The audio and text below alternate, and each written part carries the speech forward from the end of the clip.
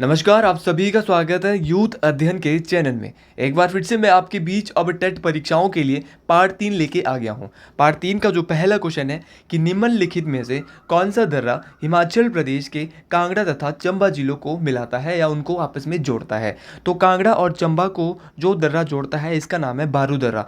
बारू दर्रा जो है वो कांगड़ा को चंबा के साथ जोड़ता है। इसके अलावा कांगड़ा को चंबा के साथ अन्य दर्रे कौन से जोड़ते हैं, जैसे कि तेलंग दर्रा। तेलंग दर्रे की अगर मैं बात करता हूँ तो ये भी कांगड़ा को चंबा से जोड़ता है। भीम गसूतली दर्रा, भीम गसूतली दर्रा भी कांगड़ा को चंबा से जोड़ता है। इसके अलावा ऑप्शन में यहाँ पे सांच दर्रा दिया है। सांच दर्रे की अगर मैं बात करता हूँ तो जो सांच दर्रा है ये चंबा को पांगी से जोड़ता है। इसके सांच दर्रे के साथ साथ एक दराटी दर्रा भी है। दराटी दर्रा भी चंबा को पांगी से ही जोड़ता है। अब क्वेश्चन ये भी आता है कि चंबा को जम्मू कश्मीर से कौन सा दर्रा जोड़ता है, तो उसका नाम है पादरी दर्रा। तो ये भी आपने याद रखना है, बहुत इंपॉर्टेंट है ये पास। अब अगले क्वेश्चन की मैं बात करता हूँ कि हिमाचल प्रदेश के कुगती गांव की स्थिति की सही पहचान निम्नलिखित में से कीजिए। देखिए, पेपर का लेवल दिन प्रतिदिन बढ़ रहा है और अब जो है पेपर अच्छे अच्छे लेवल में आएंगे और मेरा प्रयास रहेगा कि आपके लिए अच्छे से अच्छे क्वेश्चन कवर किए जाएँ। देखिए, क्वेश्चन आ रहा है कि हिमाचल प्रदेश के कुगती गाँव की स्थिति की सही पहचान। तो कुगती गाँव जो है ये जो है चंबा में जो है कुगती वन्यजीव अभयारण्य भी आपने सुना होगा। तो भरमौर भी कहाँ पे, चंबा में। तो ये भरमौर का अंतिम बसा हुआ गाँव है कुगती। देखिए, कुगती जो है ये भरमौर और कुगती जो है चंबा में आता है और कुगती वन्यजीव अभयारण्य कुगती वाइल्ड लाइफ सेंचुरी भी है जो कि चंबा में स्थित है। देखिए, Kugti wild life sanctuary Chamba में है। कालाटॉप वन्यजीव अभयारण्य ये भी चंबा में है। टुंडहा वाइल्ड लाइफ सेंचुरी चंबा में है। सेंचतुआ नाला वन्यजीव अभयारण्य जो है चंबा में है। कालाटॉप वन्यजीव अभयारण्य चंबा में है।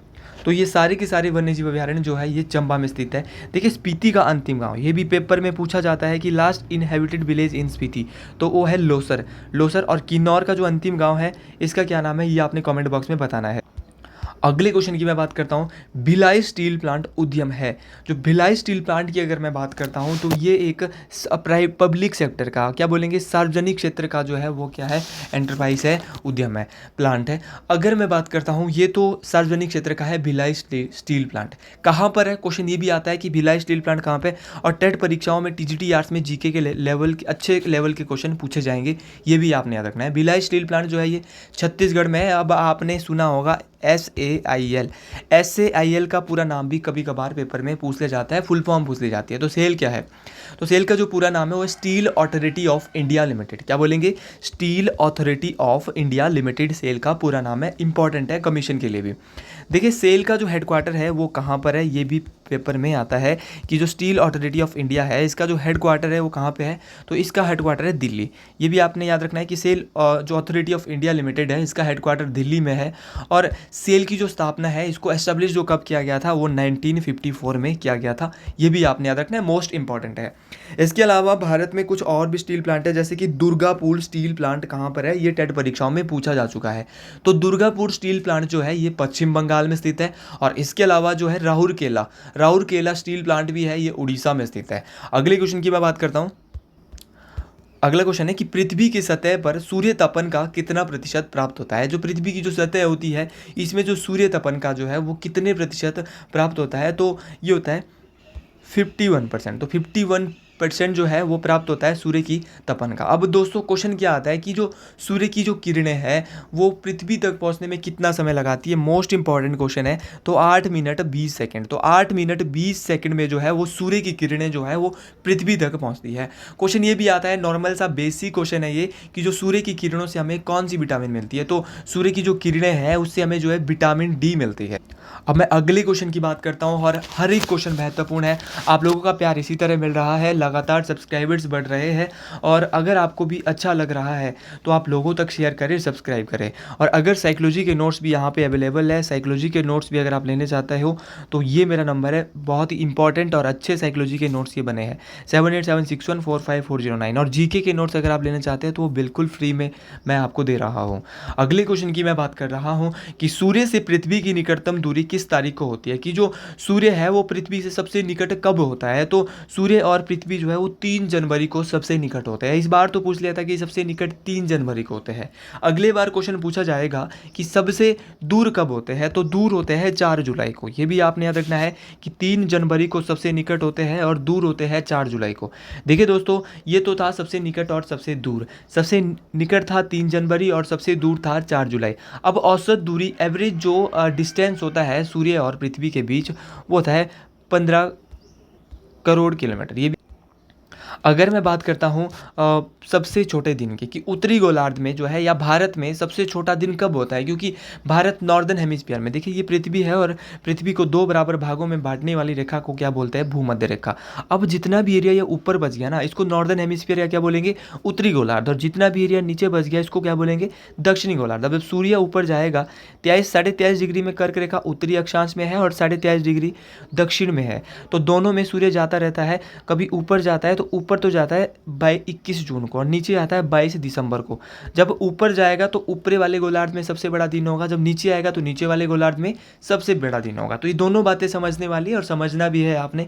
अगर मैं बात करता हूँ दोस्तों कि भाई भारत में सबसे जो छोटा दिन है वो कब होता है, तो सबसे छोटा दिन होता है 22 दिसंबर को। भारत में सबसे छोटा दिन होता है 22 दिसंबर को, क्योंकि सूर्य उस समय दक्षिणी गोलार्ध में आता है और भारत किस गोलार्ध में, उत्तरी गोलार्ध में है। देखिए दोस्तों, अगर मैं बात करता हूँ भारत में सबसे बड़े दिन की, तो सबसे बड़ा दिन जो है भारत में 21 जून होता है और टेट परीक्षाओं में ये दोनों ही पूछे गए हैं। देखिए दोस्तों, 21 जून भारत में सबसे जो बड़ा दिन होता है। 21 जून को ही, अभी 21 जून अभी परसों चौथे था, तो उस दिन योगा दिवस भी मनाया गया था, योगा डे भी मनाया गया। अगले क्वेश्चन की बात करते हैं।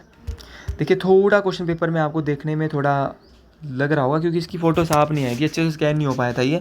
अगले क्वेश्चन की मैं बात करता हूँ कि जेट स्ट्रीम पाए जाते हैं। देखिए दोस्तों, जेट स्ट्रीम जो पाए जाते हैं, देखिए एटमॉस्फेयर में होती है 5 परतें। जेट स्ट्रीम तो पाया जाता है ट्रोपोस्फियर में। इसकी 5 परतें होती है। सबसे पहली जो परत होती है उसको बोलते हैं ट्रोपोस्फियर, दूसरे नंबर की होती है स्ट्रेटोस्फियर, तीसरे नंबर की होती है मेजोस्फियर। पहले उसको बोलेंगे शोभ मंडल, समताप मंडल, मध्य मंडल, आयन मंडल को क्या बोलेंगे भाई, थर्मोस्फियर, और सबसे भारी होती है वायुमंडल, इसको हम बोलेंगे, क्या बोलेंगे जी, वायुमंडल बोलेंगे एक्जोस्फियर। तो हम 2 मंडलों के बारे में यहाँ पे पढ़ेंगे। सबसे भारी परत आपको पता चल गया जिसका नाम है वायुमंडल या एक्जोस्फियर। अब जो सबसे निचले वाली जो परत होती है वायुमंडल की, एटमोस्फियर की, इसको ट्रोपोस्फियर या शोभ मंडल कहा जाता है। देखिए जेट स्ट्रीम इसी में होती है। मौसम संबंधी घटनाएं जो है वो भी कहाँ पर होती है, ट्रोपोस्फियर में, शोभ मंडल में होती है। देखिए सबसे इंपॉर्टेंट क्वेश्चन है कि वायुमंडल के किस परत में समताप मंडल में जो है वो ओजोन परत पाई जाती है। तो ओजोन परत जो कि हमें सूर्य से आने वाली परावैंगनी किरणों से बचाती है, वो समताप मंडल में पाई जाती है। ये भी आपने बात याद रखनी है, मोस्ट इंपॉर्टेंट बात है।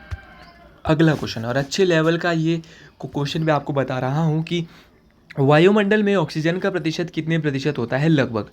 देखिए ऑक्सीजन का जो प्रतिशत होता है वायुमंडल में वो 20% या क्या बोलेंगे, एग्जैक्टली अगर बात करूँ मैं तो 20.95% होता है। देखिए ये तो एग्जैक्टली होता है 20.95%, लेकिन क्वेश्चन कल के लिए आ सकता है कि वायुमंडल में सबसे ज़्यादा पाई जाने वाली गैस कौन सी है। तो वायुमंडल में जो सबसे ज़्यादा पाई जाने वाली गैस है इसका नाम है नाइट्रोजन। नाइट्रोजन जो है वो वायुमंडल में सबसे ज़्यादा पाई जाती है, 78% ये पाई जाती है। ऑर्गन तीसरे नंबर पे पाई जाती है, दूसरे नंबर पे ऑक्सीजन पाई जाती है, और ऑर्गन जो पाई जाती है वो 0.93% पाई जाती है। कई बार पूछा गया है। 0.93 ऑर्गन पाई जाती है और 0.036 जो है वो कार्बन डाइऑक्साइड पाई जाती है। ये भी आपने याद रखना है, मोस्ट इंपॉर्टेंट।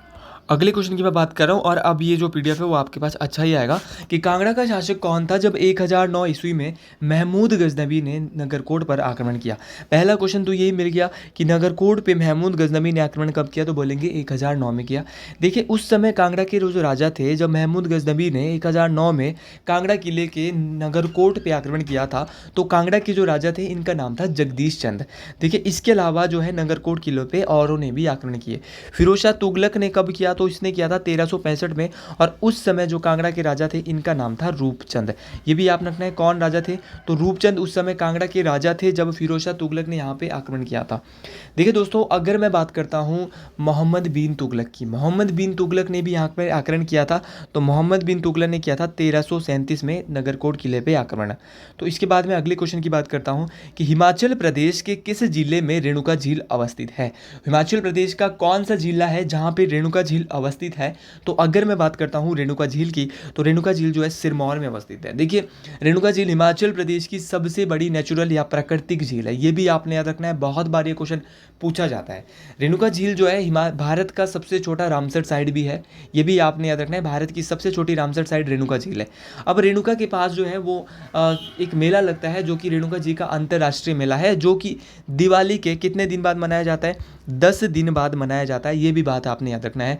अगर मैं बात करता हूँ रेणुका माता की, तो रेणुका माता जो है वो भगवान ऋषि जमदग्नि की पत्नी थे और भगवान ऋषि परशुराम जी के माता थे, ये भी आपने याद रखना है। और रेणुका झील का जो आकार है वो सोई हुई स्त्री की तरह है, ये भी आपने सोई हुई स्त्री की तरह के झील का आकार हिमाचल प्रदेश में है, तो वो है रेणुका झील का आकार। अब मैं अगले क्वेश्चन की बात करता हूँ कि लाहौल क्षेत्र में मौजूदा लाहुला जनजातियाँ है। अब लाहौल क्षेत्र में कौन सी जनजातियाँ हैं, लाहुला जनजातियाँ हैं। लाहुला जनजातियाँ जो है वो किस तरह की जनजातियाँ हैं, तो ये अंतर्विवाही जनजातियाँ हैं। लाहौल स्पीति की अगर मैं बात कर लेता हूँ, यहाँ पे लाहुला जनजाति तो रहती है, ये तो आसान हो जाएगा, लाहुला से लाहौल स्पीति। देखिए दोस्तों, यहाँ से क्वेश्चन बन सकता है कि जो लाहौल स्पीति है वो क्षेत्रफल की दृष्टि से हिमाचल प्रदेश का सबसे बड़ा जिला है, ये भी आपने याद रखना है। इसका जो एरिया कवर करता है वो 24.86% एरिया कवर करता है हिमाचल प्रदेश का अकेले। देखिए, लाहौल स्पीति में विधानसभा की सीट उसके बावजूद भी मात्र एक ही है, और वो एक सीट भी एसटी में आती है। देखिए, एसटी मतलब कि शेड्यूल्ड ट्राइब्स में आती है, क्योंकि लाहौल स्पीति जो है थोड़ा सा टफ एरिया है, जहाँ पे थोड़े से साधन जो है उतने जल्दी से नहीं मिल पाते हैं, इसलिए वहाँ पे जितनी भी सीट है वो एसटी में है और एक ही सीट विधानसभा की है। और अब मैं आपको करंट अफेयर की एक क्वेश्चन और बताऊंगा कि विधानसभा में महिलाओं की संख्या 2 हो चुकी है। सिरमौर से रीना कुमारी है, और अब लाहौल स्पीति से जो चुन के आई है, इनका नाम है अनुराधा राणा। अनुराधा राणा जो है वो चुन के आई है, ये भी करंट अफेयर का क्वेश्चन है, ये भी आपने याद रखना।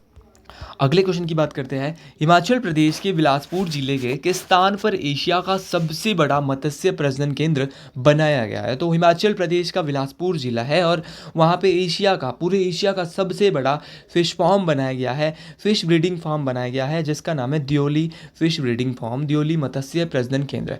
देखिए, दियोली मत्स्य प्रजनन केंद्र ये बिलासपुर में है और एशिया का सबसे बड़ा मत्स्य प्रजनन केंद्र है, ये क्वेश्चन बनता है। देखिए दोस्तों, क्वेश्चन ये आता है, ये एशिया का सबसे बड़ा है, लेकिन किस खड्ड के किनारे स्थित है, तो ये अली खड्ड के किनारे स्थित है, ये आपने याद रखना है, किस खड्ड के किनारे स्थित है, अली खड्ड। अब कई बार क्वेश्चन आता है कि अली खड्ड भी किसकी सहायक है, तो अली खड्ड की अगर मैं बात करता हूं, तो अली खड्ड जो सहायक है वो सतलुज की सहायक नदी है, ये भी आपने याद रखना है।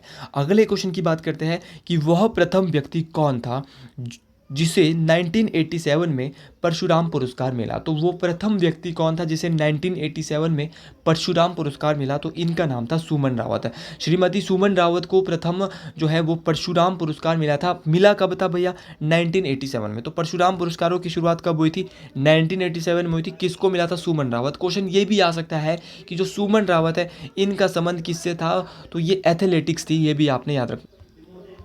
अगले क्वेश्चन की बात करता हूँ, बालू पत्थर किस प्रकार की चट्टान है, कि जो सैंडस्टोन है is this type of rock. तो बालू पत्थर जो है, पहले तो मैं बात करता हूँ कि जो ये रॉक्स होती है वो 3 टाइप्स की होती है। कौन कौन सी होती है, आग्नेय चट्टान होती है, अपसादी चट्टानी होती है, कायंत्री चट्टानी होती है, इग्नियस होती है, आपकी सेडिमेंट्री होती है, और मेटामॉर्फिक होती है। देखिए, आग्नेय चट्टानों में, इग्नियस रॉक में कौन कौन सी चट्टानें आती है, जैसे आग्नेय चट्टानों में आती है गैब्रो, बेसाल्ट और ग्रेनाइट। 3 चट्टानें आती है आग्नेय में, याद रखेंगे, गैब्रो, बेसाल्ट और ग्रेनाइट आती है आग्नेय चट्टानों में।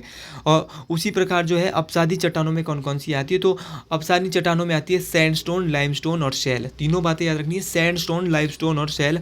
तो यहाँ भी क्या पूछा गया था, बालू पत्थर पूछा गया था। सैंडस्टोन जो है वो किस टाइप की रॉक है, तो वो क्या है, अपसादी चट्टान है, सेडिमेंट्री रॉक्स का उदाहरण है, ये भी याद। तो मेटामॉर्फिक में कौन कौन सी आती है, मेटामॉर्फिक में जो चट्टान आती है, मार्बल आती है, क्वार्टजाइट आती है, ये भी आपने याद रखना है, मोस्ट इंपॉर्टेंट है। तो ये कुछ इनके उदाहरण थे जो मैं आपको बता चुका हूँ।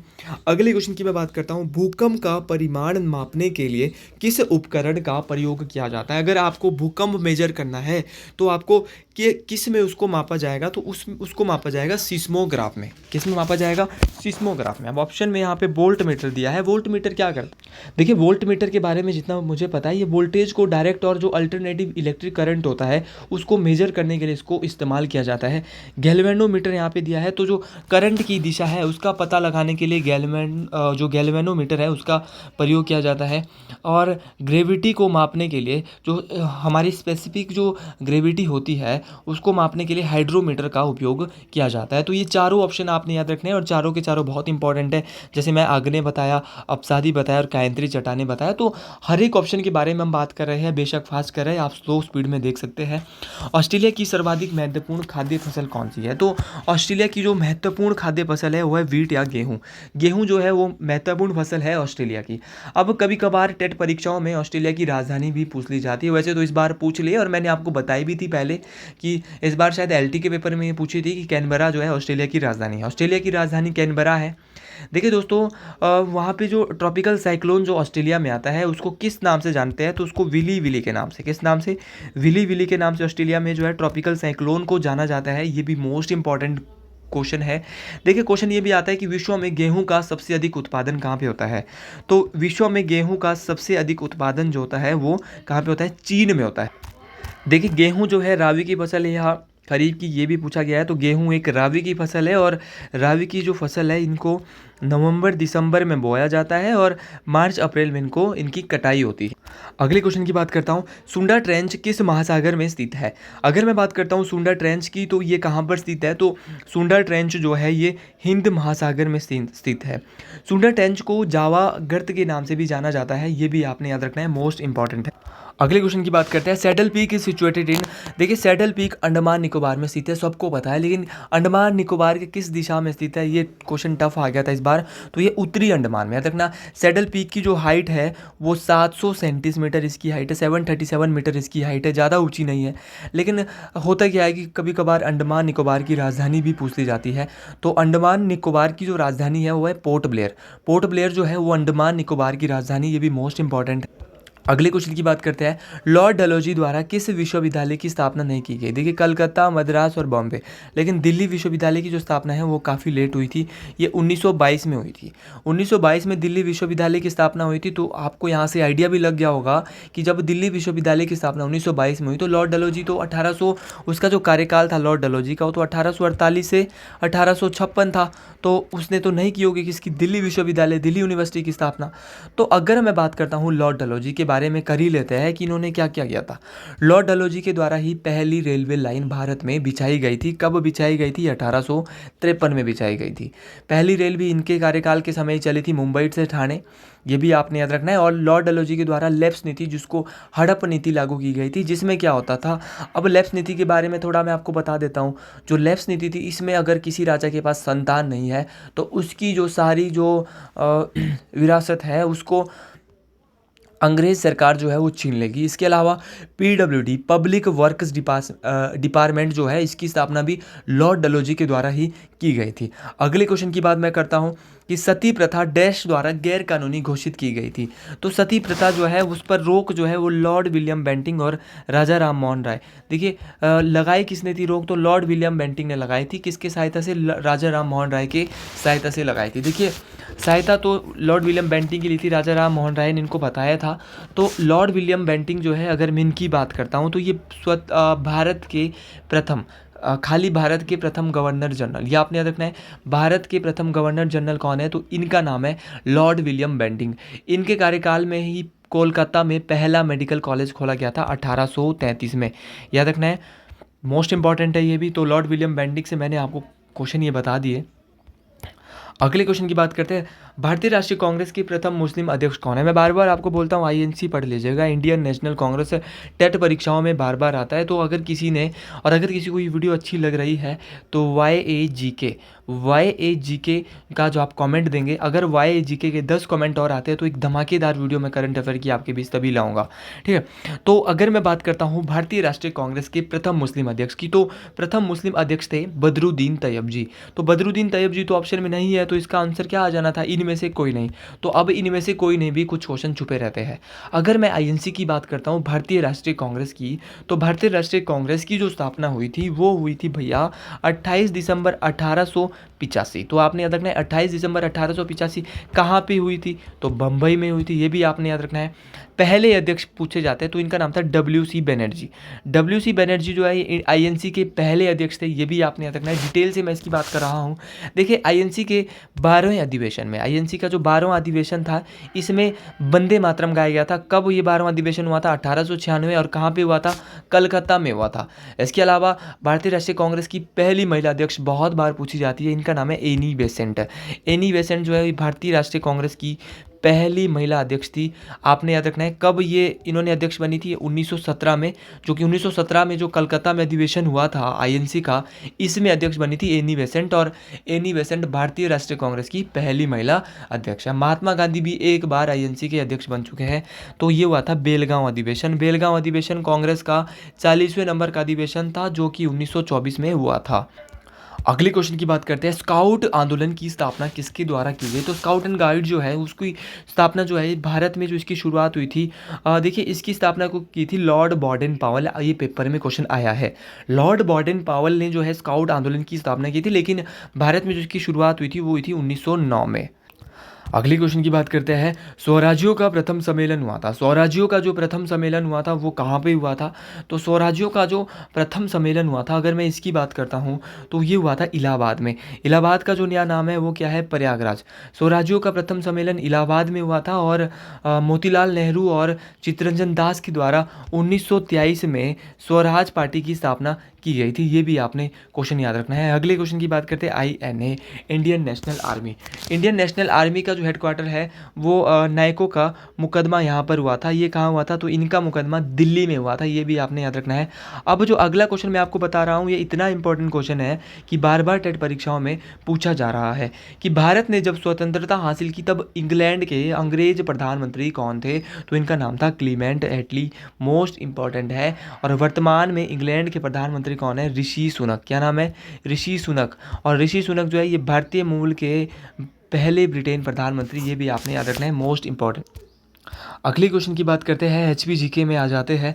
हिमाचल प्रदेश में कौन सा हिमाचल प्रदेश का जिला सर्वाधिक जिलों से जुड़ी हुई है। तो हिमाचल प्रदेश का कौन सा जिला है जिसकी सीमा सर्वाधिक जिलों के साथ लगती है, तो यह है मंडी।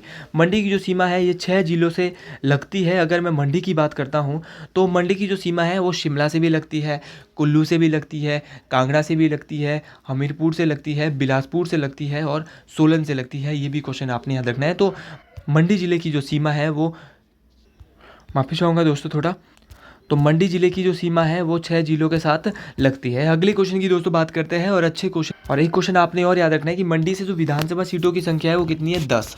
अब मैं अगले क्वेश्चन की बात करता हूँ कि निम्नलिखित में से कौन सर्वाधिक बार हिमाचल प्रदेश के मुख्यमंत्री रह चुके हैं। तो हिमाचल प्रदेश के मुख्यमंत्री सर्वाधिक बार राजा वीरभद्र सिंह जी रह चुके हैं। कितने बार रहे थे, तो 6 बार मुख्यमंत्री रहे थे राजा वीरभद्र सिंह जी। 6 बार मुख्यमंत्री बने थे श्री राजा वीरभद्र सिंह जी। देखिए इसके अलावा ऑप्शन में शांता कुमार भी है। शांता कुमार की अगर मैं बात करता हूँ तो इन्होंने बहुत सारी बुक्सें लिखी थी, और ये हिमाचल के 2 बार मुख्यमंत्री भी रहे थे। इन्होंने बुकें लिखी थी, पहाड़ बेगाने नहीं होंगे, धरती पर लाल छाया, राजनीति एक षड्यंत्र, ये सारी की सारी जो लाजो, ये सारी किताबें जो है वो शांता कुमार के द्वारा लिखी गई थी। YS परमार हिमाचल प्रदेश के पहले मुख्यमंत्री थे, और इनका संबंध जो है वो सिरमौर जिले के बागथन नामक स्थान से था। प्रोफेसर प्रेम कुमार ये हमीरपुर से है, और इनका संबंध जो है वो अनुराग ठाकुर के ये पिताजी है। ये भी आपने याद रखना है। अगले क्वेश्चन की मैं बात करता हूँ, सिसु मेला मनाया जाता है। तो सिसु मेला जो है वो किसके द्वारा मनाया जाता है, तो सिसु मेला जो है ये बौद्धों के द्वारा मनाया जाता है। अब कहाँ मनाया जाता है ये आपको काम है घर के लिए कमेंट बॉक्स में पक्का बताना। अगले क्वेश्चन की बात करते हैं, हिमाचल प्रदेश के हमीरपुर जिले में विधानसभा सीटों की कुल संख्या कितनी है। तो जो हिमाचल प्रदेश का जो हमीरपुर जिला है, यहाँ पे विधानसभा सीटों की जो संख्या है वो कितनी है? 5। देखिए यहाँ पे विधानसभा सीटों की संख्या 5 है। अब ऐसे ज़िले बताइए जहाँ पे विधानसभा सीटों की संख्या 5-5 है। देखिए सिरमौर में विधानसभा सीटों की संख्या 5 है, सोलन में 5 है, चंबा में 5 है, हमीरपुर में भी 5 है और ऊना में भी 5 है। अब क्वेश्चन ये आएगा टोटल कितने हैं, तो टोटल विधानसभा सीटों की संख्या 68 है। 4 ऑप्शन में दिया है तो 4 की भी बात कर लेते हैं। 4-4 जो विधानसभा सीटों की संख्या है वो बिलासपुर में भी 4 है और कुल्लू में भी 4 है, ये भी आपको याद रखना है। लेकिन क्वेश्चन यही नहीं रुकता है, क्वेश्चन अब टफ आ रहे हैं पेपर में। क्वेश्चन ये आ सकता है कि 1952 में जब हिमाचल प्रदेश में पहली बार चुनाव हुए थे तो उस समय विधानसभा सीटों की संख्या कितनी थी? तो 1952 में जब पहली बार चुनाव हुए थे तो विधानसभा सीटों की संख्या थी 36 है, तो 36 विधानसभा सीटें थी। और अगली क्वेश्चन की बात करता हूँ कि स्पीति हिमाचल प्रदेश की किस नदी की सहायक नदी है? स्पीति की अगर बात करता हूँ तो स्पीति सतलुज की सहायक नदी है, स्पीति सतलुज की सहायक नदी है। क्वेश्चन ये आता है कि जो स्पीति नदी है इसका उद्गम कहाँ से होता है? तो अगर मैं बात करता हूँ स्पीति नदी, तो स्पीति नदी का जो उद्गम होता है वो कहाँ से होता है, ये मोस्ट इंपॉर्टेंट बात है। स्पीति नदी का जो उद्गम होता है वो कुंजुम श्रृंखला से होता है, ये भी आपने बात याद रखनी है। और स्पीति और सतलुज नदी, दो नदियाँ हैं, एक स्पीति एक सतलुज, ये दोनों नदियाँ कहाँ पे मिलती है? तो स्पीति और सतलुज नदी जो है ये नामगिया नामक स्थान में मिलती है। क्या? किन्नौर में एक स्थान है जिसका नाम है नामगिया, तो नामगिया नामक स्थान पर मिलती है स्पीति और सतलुज नदी। क्वेश्चन ये भी आता है, एक क्वेश्चन आता है धनखड़ गोम्पा किस नदी के किनारे स्थित है? तो धनखड़ गोम्पा भी किस नदी के किनारे स्थित है? स्पीति नदी के किनारे स्थित है धनखड़ गोम्पा, धनखड़ मोनेस्ट्री, ये भी आपने बात याद रखनी है, मोस्ट इंपॉर्टेंट है। अगले क्वेश्चन की और आज का ये अंतिम क्वेश्चन रहने वाला है, सांगला घाटी को इससे भी जाना जाता है। तो सांगला घाटी की अगर मैं बात करता हूँ तो सांगला, क्योंकि वीडियो बड़ी बन जाएगी और मैं चाहता हूँ कि 25 मिनट से ज़्यादा की वीडियो ना बनाया जाए, ये 30-35 मिनट की वीडियो बन जाएगी। तो इसके बाद का रहेगा वो मैं उसके बाद इसको कवर कर दूंगा, मोस्ट इंपॉर्टेंट है वो भी। अगले क्वेश्चन की मैं बात करता हूँ कि सांगला घाटी को किस नाम से, और यही क्वेश्चन टेट परीक्षा में LT में भी आया था और बार बार मैं आपको बता चुका था। सांगला घाटी को बसपा घाटी के नाम से जाना जाता था। देखिए सांगला घाटी को बसपा घाटी के नाम से जाना जाता था।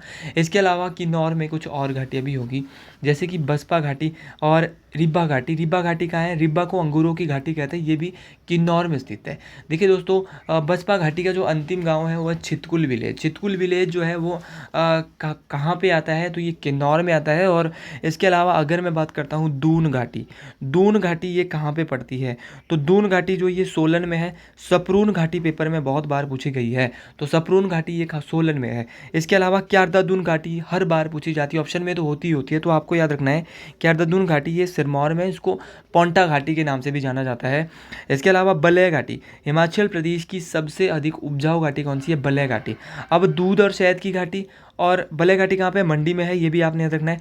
दूध एवं शहद की घाटी और बंदर घाटी मोंकी वैली, ये कहाँ पे? ये चंबा में स्थित है, ये भी आपने याद रखना है। और अगर आपको वीडियो अच्छी लग रही है, आपको क्वेश्चन लेवल के लग रहे हैं, तो आप एक चीज़ कमेंट बॉक्स में ज़रूर दें, YA सुपर, और कमेंट में YA super plus GK part 4, GK part 4 देना है जिसने ये पूरी वीडियो देखी है और जिसने ये कोड मेरे को दे दिया G.K.A, उसको मैं GK के नोट्स बिल्कुल फ्री देने वाला हूँ। साइकोलॉजी के नोट्स के लिए आप संपर्क कर सकते हैं 7876145409। और जो ये GK.1A मेरे को न्यू स्टूडेंट जिसने अभी तक मेरे से कांटेक्ट नहीं किया है वो कांटेक्ट करेगा, तो उसके लिए मैं साइकोलॉजी के नोट्स में आज 30% ऑफ कर रहा हूँ। 50 रुपये में भाई 30% ऑफ होगा तो वापस कितना बच जाएगा वो आप खुद समझदार हो, मतलब कि आपको 35 रुपये मात्र देने पड़ेंगे।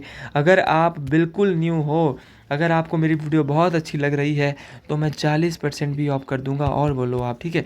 तो आज के लिए इतना ही, बाकी मिलते हैं अगली वीडियो में। अगर हर हर महादेव, जय श्री राम, आपके ऊपर भगवान महादेव इसी तरह कृपा बनाए। आज के लिए इतना ही, जय हिंद, जय हिमाचल, जय भारत।